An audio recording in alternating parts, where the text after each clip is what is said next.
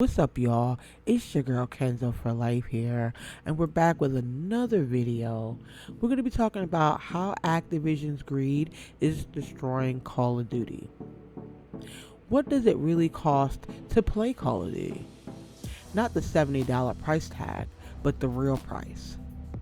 What if the cost isn't paid in dollars, but in the very soul of the franchise? Imagine a classic car, a masterpiece of engineering, being stripped for parts and sold off piece by piece. For millions of fans, this isn't some dramatic metaphor. It's the grim reality of watching a game they once loved get dismantled by its own creators. This isn't just a rant about an overpowered weapon or a broken map. This is about a fundamental change in philosophy, a deliberate, calculated pivot. It's the story of how a titan of the gaming world, a franchise that was the blueprint for a generation of online multiplayer, is being hollowed out from the inside. Fans are shouting from the rooftops that Activision is steering the ship directly into an iceberg of greed, prioritizing profits over players. This is the story of how a relentless storm of microtransactions and pricey event passes has sparked one of the biggest revolts in modern gaming. This didn't happen overnight.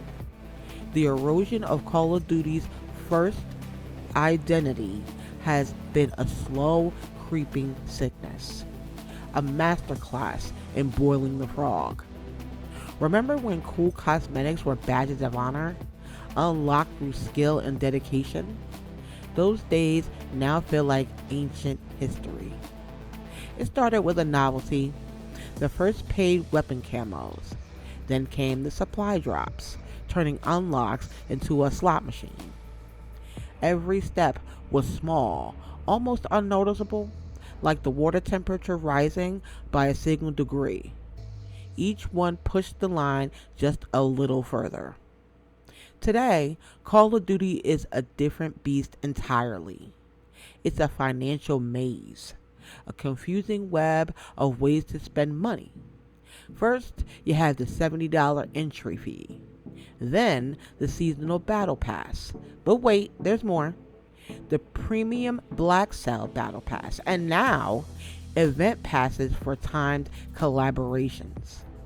It feels like a game, and more like a theme park, where every single attraction has a separate expensive ticket. The main menu itself feels like it was designed by the marketing department. A constant, overwhelming flood of sales pitches. This slow creep was a deliberate strategy. It was designed to normalize the idea of paying more and more, conditioning players to accept a level of monetization that would have been unthinkable a decade ago. It's a sting felt by most veteran players who remember when the game was just about the gameplay. Now, many see it as a tired cash grab. The message from the publisher feels painfully clear. This isn't about funding a great game anymore.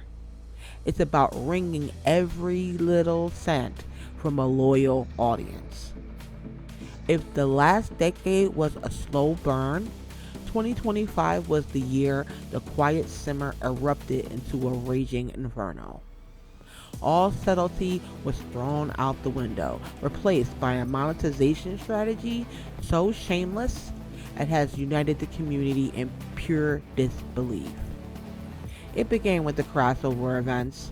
The Squid Game collaboration and Black Ops 6 introduced a bitter new pill to swallow. A premium reward track for a limited time event.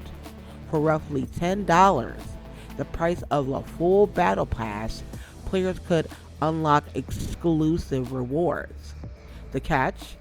The event pass was a ghost town of content compared to the main pass, and unlike it, your points were gone for good. A new line has been crossed. An event that was always a free celebration for everyone now had its best content locked behind a paywall.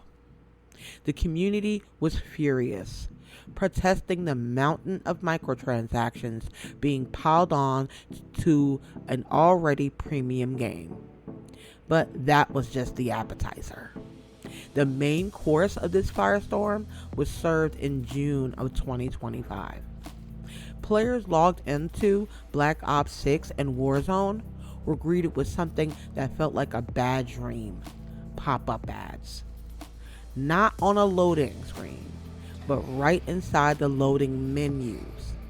Imagine a salesman barging into your closet every single time you try to pick out a shirt. That's what it felt like. A core part of the game, customizing your gear, was now interrupted by a giant, desperate ad for a cosmetic bundle. The backlash was a sonic boom. Players said it felt cheap, like something from a free-to-play mobile game, not a $70 AAA title. It felt like a deep betrayal. Activision scrambled to douse the flames, removing the ads on June 2nd and calling them a UI feature test that went live in error. No one was buying the paper-thin alibi. The community saw it for what it was: a calculated test to see just how much they could get away with. The fact that it was even being considered confirmed everyone's worst fears about the company's real priorities. Just when the community thought the bleeding had stopped, a flood of leaks painted an even bleaker future. This was no longer about one bad decision. It was about a pattern of behavior that felt deeply disrespectful. Whispers about the next game, Call of Duty 2025, suggested an even more audacious plan. Leaks, through later denied, claimed that the entire limited time game modes will be locked behind the Battle Pass. Think about that. For years, these special modes were a free highlight of the season. The very idea of paywalling gameplay itself was like buying a ticket to a concert, only to be told you have to pay extra to hear the band's biggest hits. It will fundamentally change the Battle Pass from an optional goodie bag into a mandatory key needed to experience the full game. And then came the final turn of the screw. Amidst all the aggressive selling, rumors swirled that the base price of Call of Duty 2025 would jump to $80. For many, this was the ultimate insult. After being nickel and dimed for years, with battle passes and bundles that cost nearly half the price of the game, the cost to simply walk through the door was going up. One commenter perfectly captured the community's exhaustion. Call of Duty is not worth $80, hasn't been worth $70 or even $60 in a decade or so. This 1-2 punch of a higher entry price and even more in-game monetization has been called the last straw for countless longtime fans, including myself. This isn't just quiet grumbling on forums. This is a full-blown community revolt, fueled by frustration and a deep sense of betrayal. The franchise, once the king of accessible, community-focused fun, now feels like a soulless machine designed to print money. The game identity is in crisis. Players feel it's desperately copying the monetization of free-to-play games like Fortnite, a bitter comparison given Call of Duty's premium price tag. The outrage is impossible to miss. Social media is a sea of players sharing their disgust. The claim that the ads were an error was met with mockery and accusations of gaslighting. Content creators, the town criers of the community who built their careers on the game, are now its loudest critics. Legends are walking away, pointing directly at the publisher's obsession with profit as the reason for their exodus. This revolt feels different. This isn't a debate about weapon balance. It's a fight for the game's heart. This fight is about monetization because it threatens to create a game where your wallet matters as much as your skill.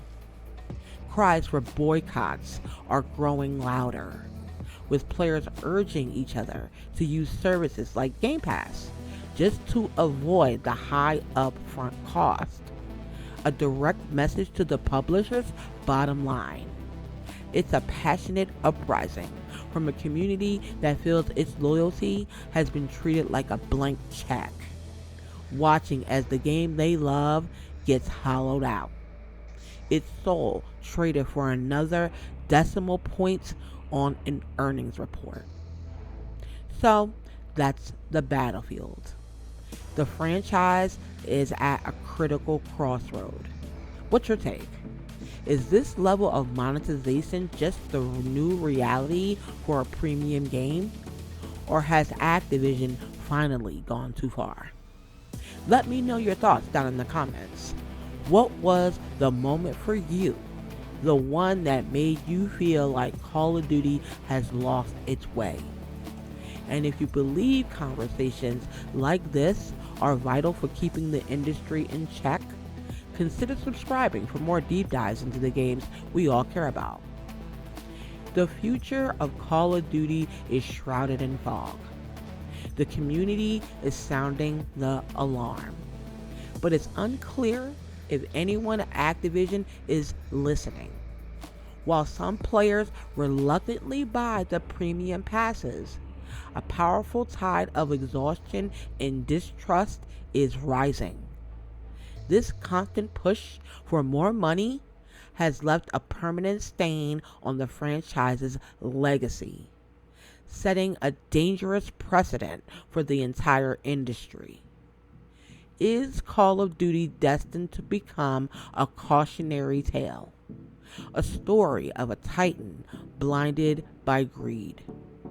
Or will this massive revolt force a change of course, reminding the publisher that a game is nothing without the passion of its players?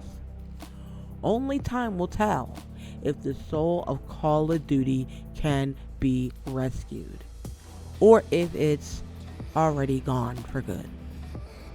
Thank you guys for watching. I'll see you on the next one.